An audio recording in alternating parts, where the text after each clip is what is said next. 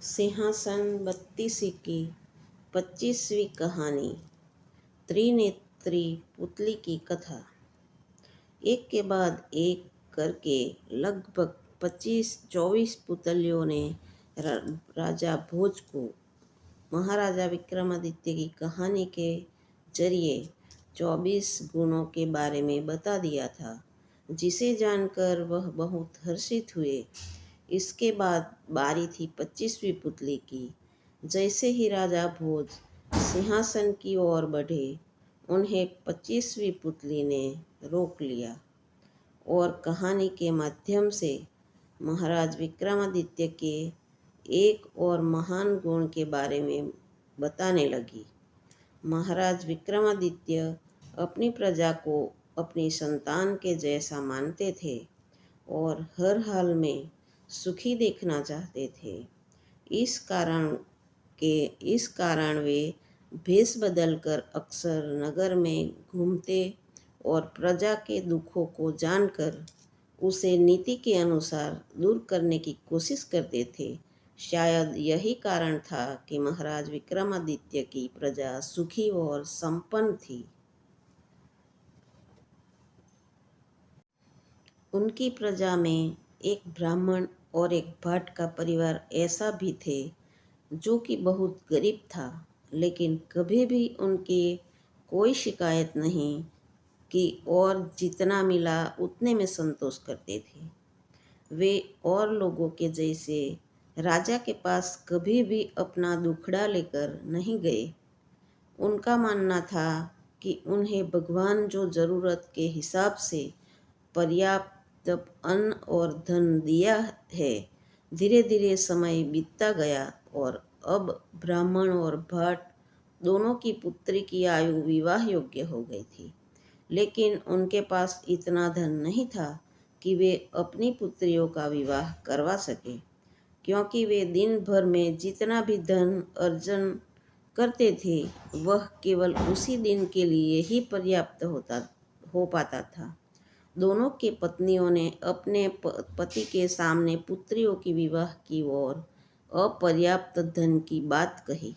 भाट ने कहा कि जब भगवान ने संतान दी है तो इसके भविष्य के बारे में भी वही कुछ करेगा। उधर ब्राह्मण ने कहा कि थोड़ा समय दो, कुछ धन न कुछ हो जाएगा। लेकिन दोनों की स्थिति पहले के जैसी ही रही। एक दिन भाट ने विचार किया कि ऐसा कुछ भी नहीं होने वाला, मैं दूसरे देश जाकर वहाँ से धन कमा कर लाऊंगा।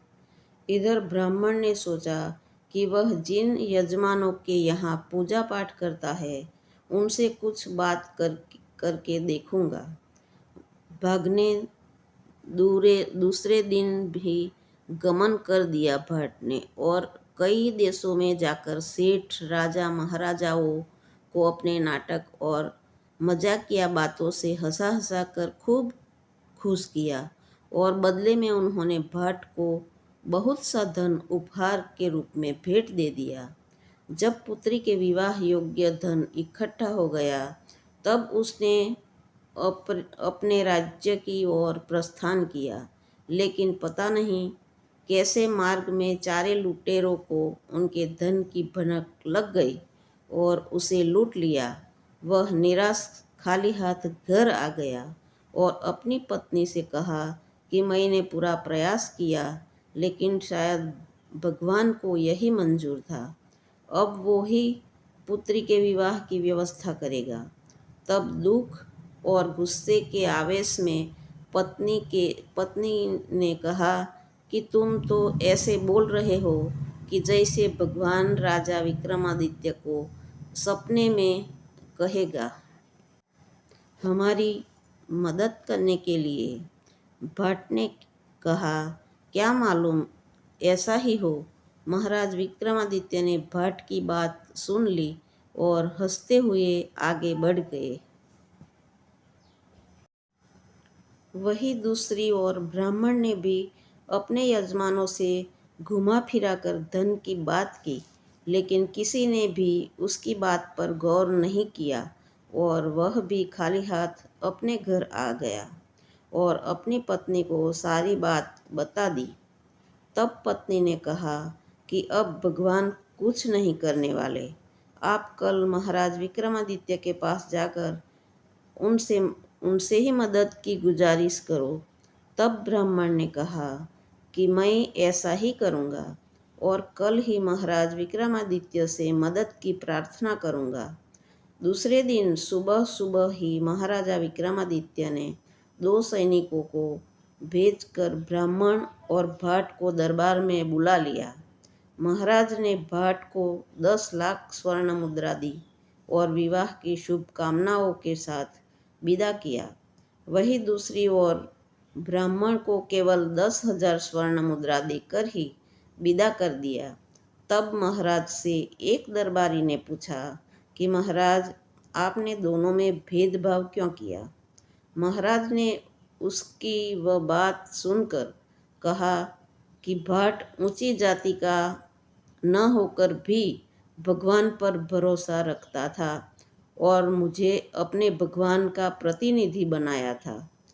वही ब्राह्मण को भगवान के ऊपर पूरा भरोसा नहीं और उसने भगवान के स्थान पर मुझ पर भरोसा किया, इसलिए मैंने उसकी इंसान के जैसे ही मदद की।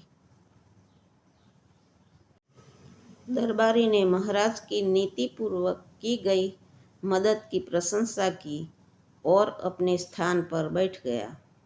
इतना कहकर 25वीं पुतली ने राजा भोज से कहा कि कहो राजन, क्या आपके अंदर भी महाराज विक्रमादित्य के जैसे ही नीति से दूसरों की मदद करने वाला गुण मौजूद है?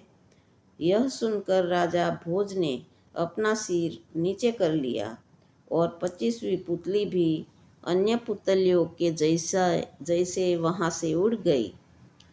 तो इस कहानी से हमें यह सीख मिलती है कि हमें न सिर्फ न्याय और बल्कि दूसरों की मदद भी नीति से करना चाहिए, जिससे वह हमारे द्वारा दी गई मदद का गलत फायदा न उठा ले।